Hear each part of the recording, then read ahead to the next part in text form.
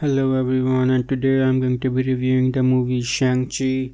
And once again, as usual, I am extremely late to reviewing this movie. Everyone's probably already watched this movie. Everyone who wanted to watch this movie has watched this movie, and people who haven't watched this movie, they probably won't watch this movie after watching this review because yeah, it's been quite a while since this movie has been released. So when I was watching this movie, it was a really hard movie for me to review because I didn't really have any strong feelings towards it. Like I didn't really had a strong opinion about this movie like I had with the other movies that I have reviewed so far. Like I didn't think this movie was really bad, or I didn't think this movie was the best thing that I've ever watched. It was just I really tried to make this review, and this is the best I can come up with right now. So after watching this movie, I realized that this movie is trying to do at least two things at once. At one corner, it's trying to do the family drama with the Mandarin and Shang-Chi and his sister Shang-Ling, and on the other corner, it also wants to do this usual Marvel superhero stuff.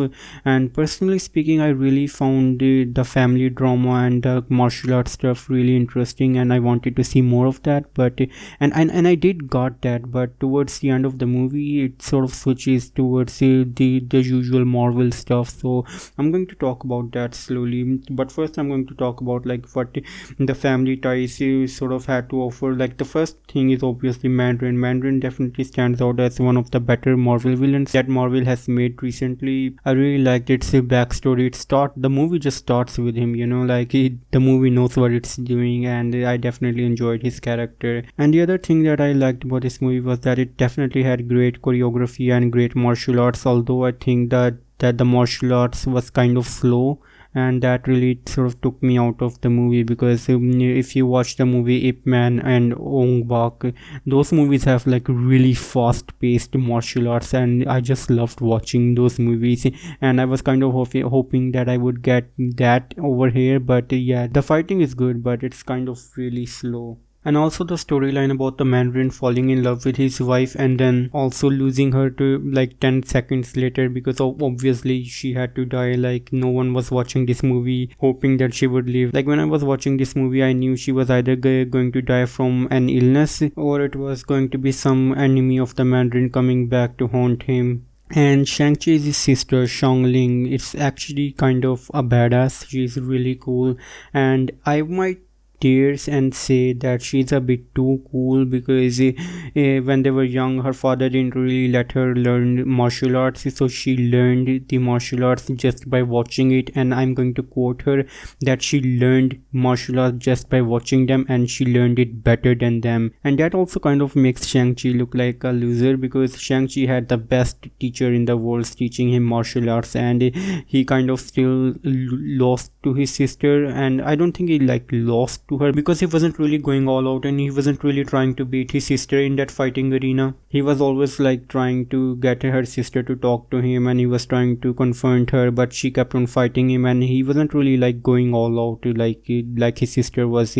So I don't know if like his sister is stronger than him or is Shang-Chi stronger than him, but what we see, like his sister definitely feels like a badass compared to Shang-Chi. And I think that's sort of a running theme that Shang-Chi doesn't really feel like a badass or a cool character like Iron Man or Captain America. Like he feels like a second fiddle in his own movie. And we can also talk about Shang-Chi's friend Katie, who accompanies him throughout the movie, and Awkwafina plays her. And I don't really know about who Awkwafina is, but I just wanted to say that that's a damn cool name, Awkwafina. Like damn, that's a really cool name. But yeah, she plays the character of Katie, and she follows him. She's kind of a comedy relief, but she sort of becomes a bit of a serious character at the end of the movie. She's still like a secondary comedy character, but she definitely has a greater part to play at towards the end of the movie, and I liked her. She definitely didn't felt intrusive or anything. She played her part really well, and yeah.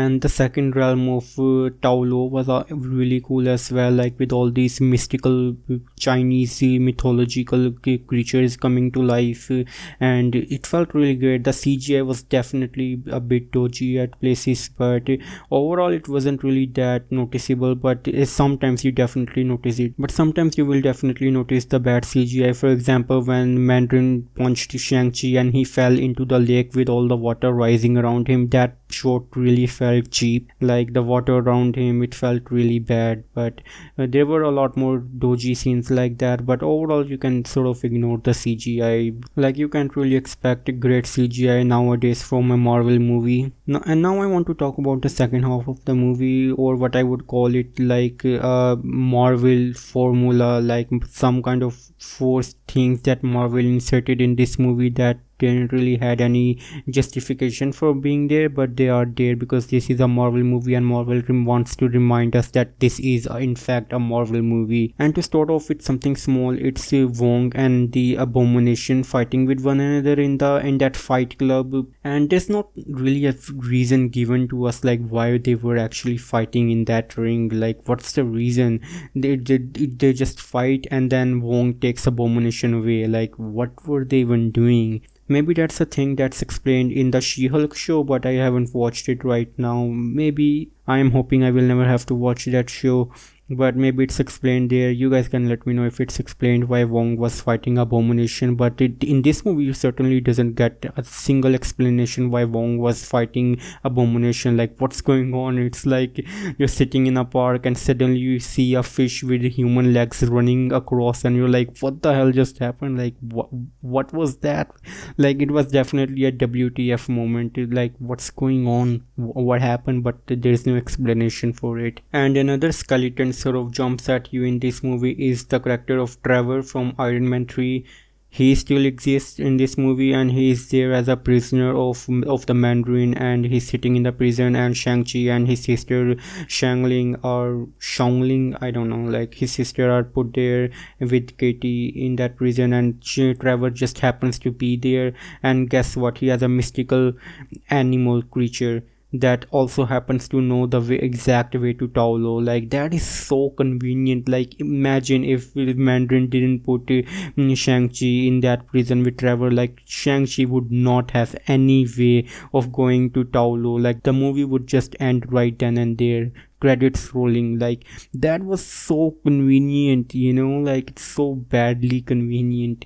But yeah, like Trevor is there, he has a magical mystical creature and he can talk to it just fine, and the creature is willing to help them to get into Taolo just fine. Like they definitely have great luck with finding the way to Taolo. And you know what else I found a kind of a bit weird?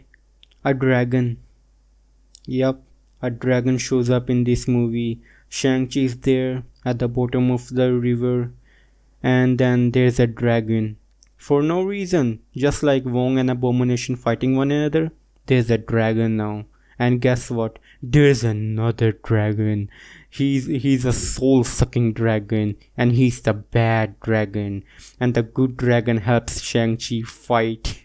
Like that was so funny. Like why are you, like this was such a great movie with Shang-Chi and the Mandarin fighting one another. I loved that part when they were fighting with one another. The fight with them was really beautiful, and then Shang-Chi towards the end decided to spare his father. That I felt like the highlight of the movie. And now there's dragons. Like how do you go from a grounded kung fu movie to dragons? There's dragons fighting one another. Like come on, like what's going on?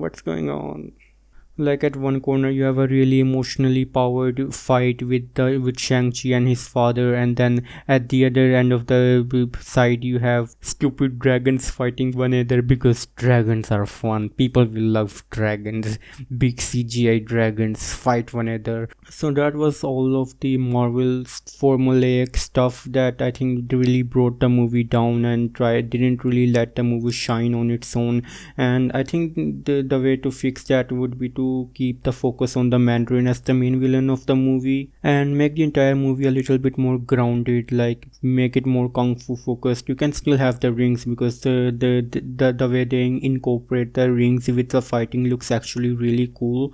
And can we actually mention the fact that those rings are not actual rings but they are bracelets? Like that has been bugging me for the longest time, and I'm towards the end of this video and I just remember to mention that the rings are bracelets. This movie should be called Shang-Chi and the Legend of the 10 Bracelets. Why are they bracelets? Why are they not rings? But you know what, okay, like what powers do they even have? The rings fly, they fly around. But you know what, stop, forget the rings.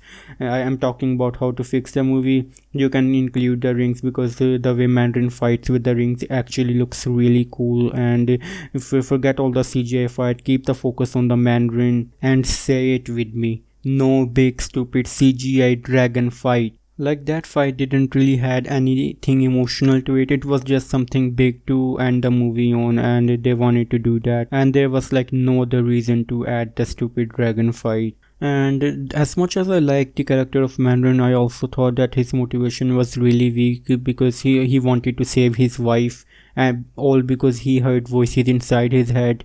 Like he just woke up one day and he heard his wife's voice: "I'm trapped, come save me. I'm definitely not a huge creature trying to manipulate you. Come help me." And he's like, "Sounds good to me. I'm just gonna go help my wife, my dead wife that I saw, who is dead. I saw her dead body and she's trapped somewhere."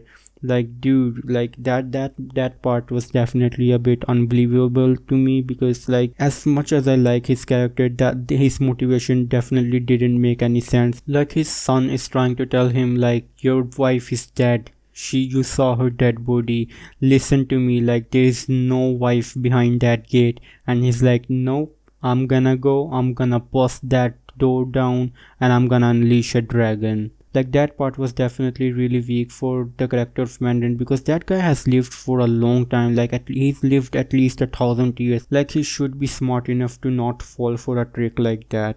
But I guess you can make an argument that he was grieving and he missed his wife and he wanted to find his wife on at any cost possible. So yeah, I mean in that sense it would make some sense, but still like he's thousands of years old. Like he shouldn't fall for a simple trick like that. And who was even trying to manipulate him into breaking down the door? Because the soul-sucking dragon cave that came out of the door definitely didn't seem like it had any intelligence to him.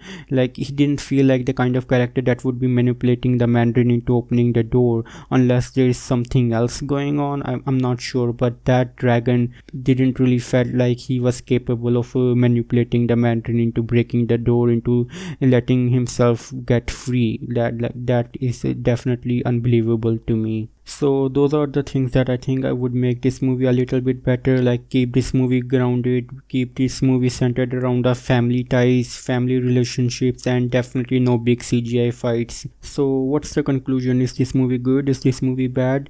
But I think that the words good or bad doesn't really help me explain how good or how bad a movie is. So from now on I decided that I will start to rate these movies from a score of 100. So this movie gets a score of 75 from me. It had a lot of great ideas but it failed to execute them properly, and the big disconnect of the emotional fight that he was having with Mandarin sort of abruptly ends with the dragon coming and sucking the soul out of Mandarin, and then Shang-Chi trying to defeat the dragon definitely didn't felt that it had the same impact that it had with his fight with the Mandarin. Like the dragon part was definitely not my favorite. But who knows, maybe you guys like the fight with the big dragons. You can let me know if you liked it or not, but I think this is definitely a personal opinion, and because I didn't like the fight doesn't mean you also don't have to. So if you watch this movie, let me know in the comments down below if you liked the fight with the dragon or not, and I'll be sure to reply. And with that said, I guess I'll see you guys next time. Bye.